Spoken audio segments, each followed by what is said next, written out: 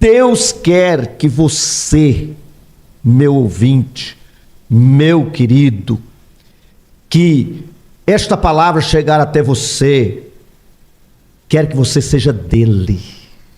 Talvez você lute para não ser dele, mas Deus deu você para Jesus. E Jesus quer herdar você da parte de Deus. E para ele você é muito importante.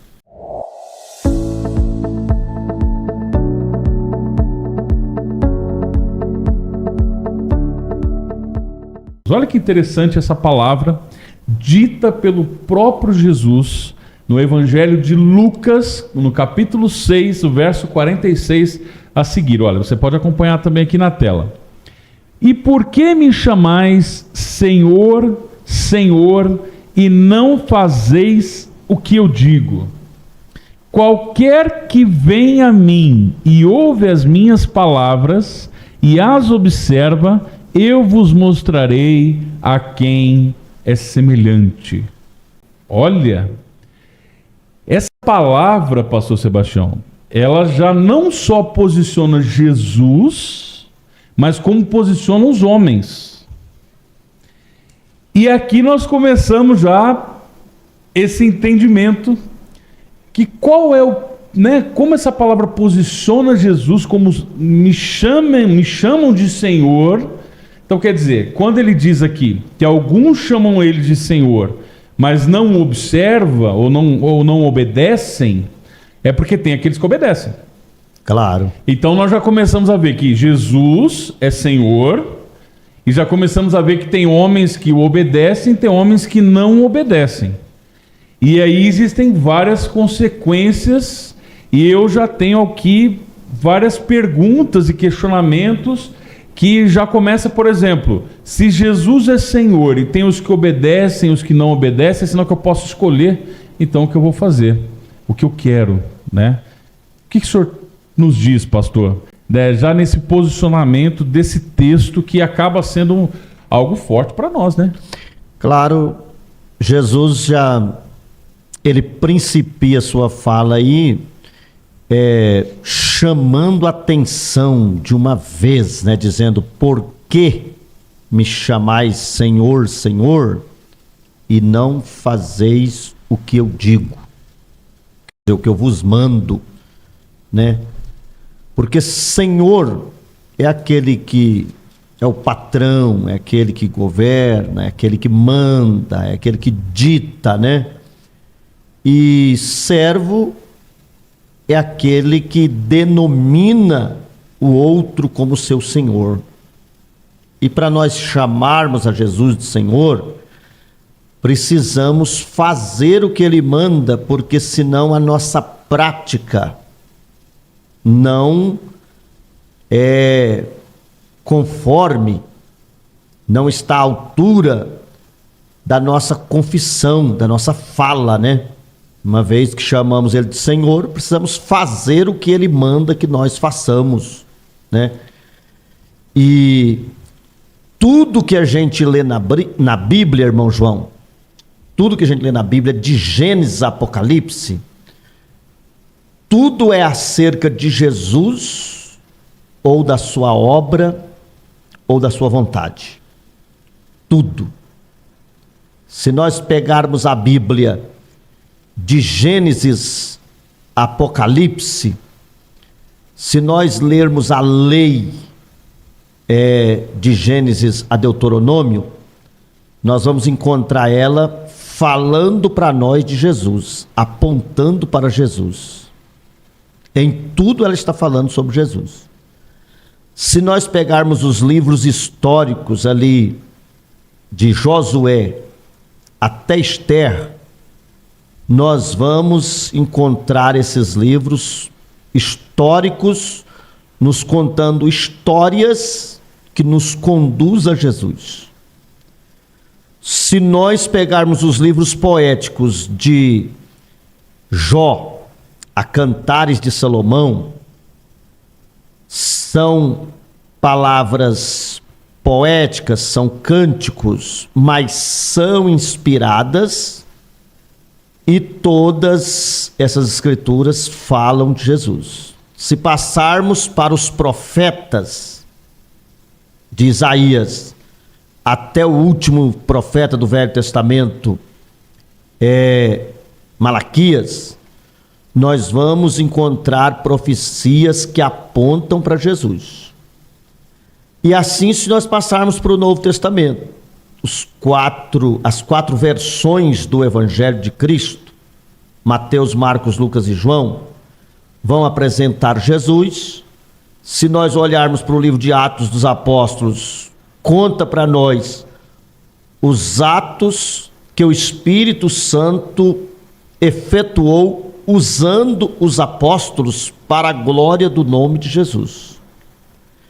E se nós vermos as cartas, as epístolas paulinas, por exemplo, escrita por Paulo, de Romanos até Filemão, essas cartas falam conosco ou com as igrejas às quais elas foram endereçadas acerca de Jesus.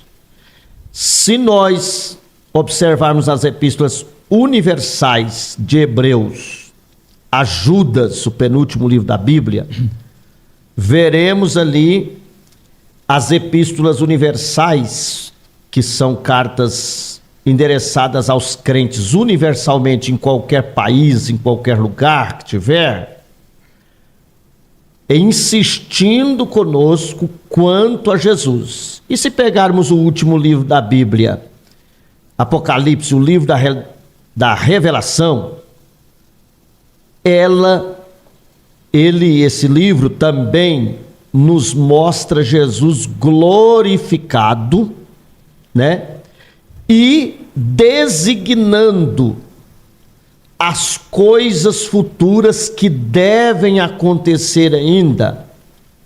Quer dizer, tendo o futuro em suas mãos e mostrando ele a João, para que João escrevesse às igrejas da Ásia, e assim chegou essa palavra a nós, para que nós observemos em todas estas escrituras o que é que o Senhor está mandando. E o que o Senhor está mandando é preciso ser realizado, é preciso ser feito para que a vontade do Senhor seja realizada, em que pese essa vontade contrariar as nossas. Mas aí eu tenho uma pergunta.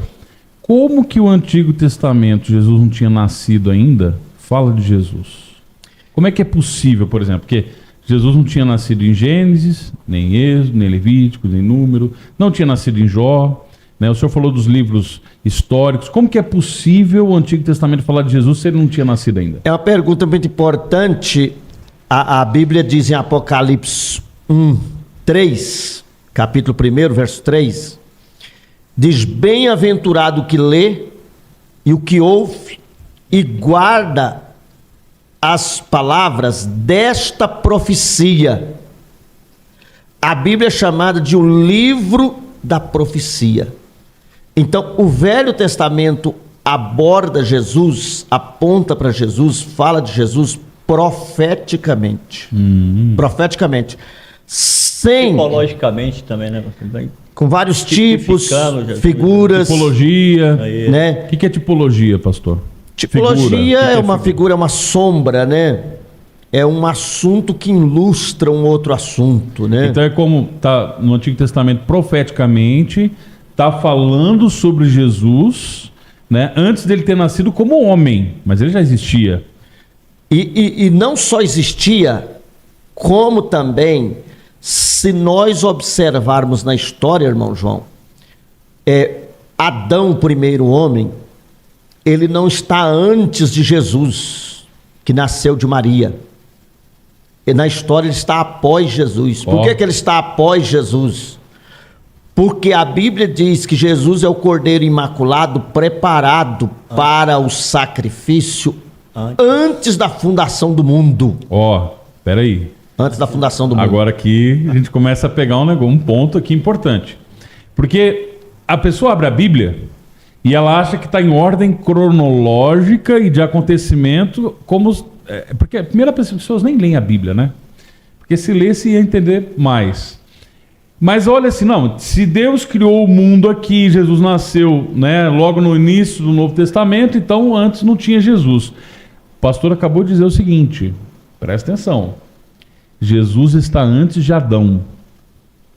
E eu vou além ainda, pastor. Jesus já estava predestinado a morrer por nós antes de Adão ser criado?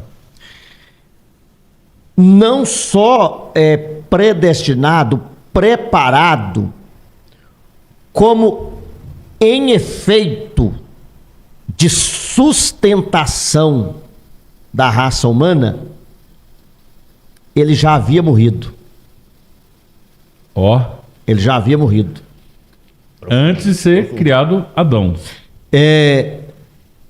O escritor aos Hebreus, por exemplo, no capítulo 1. Vamos abrir aqui. O escritor aos Hebreus, por exemplo, no capítulo 1. Estou abrindo aqui. Hebreus, capítulo 1, verso. Verso de número 1 também. A escritura diz assim, ó. Havendo Deus antigamente falado muitas vezes e de muitas maneiras aos pais pelos profetas, a nós falou-nos nesses últimos dias pelo Filho, a quem constituiu herdeiro de tudo, por quem fez também o mundo. Está vendo aqui? Por quem também fez o mundo. O Jesus que nasceu de Maria, na plenitude dos tempos, diz Gálatas 4:4, para remir-nos, para salvar-nos com a sua morte lá na cruz, esse Jesus fez o mundo. Bom, João, quando a Bíblia diz aqui, a quem constituiu herdeiro de tudo, em Hebreus, constituiu herdeiro de tudo. Hebreus 1:2. Por quem fez também o mundo? Olha, Jesus é o Filho que estava com o Pai e que fez o mundo todo com o Pai.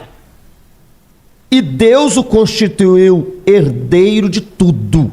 ou seja, Herdeiro de tudo. estou construindo tudo isso para você, Junto filho. com o meu filho, ele é o meu filho unigênito, meu filho único, meu filho, e tu vai herdar tudo. Olha.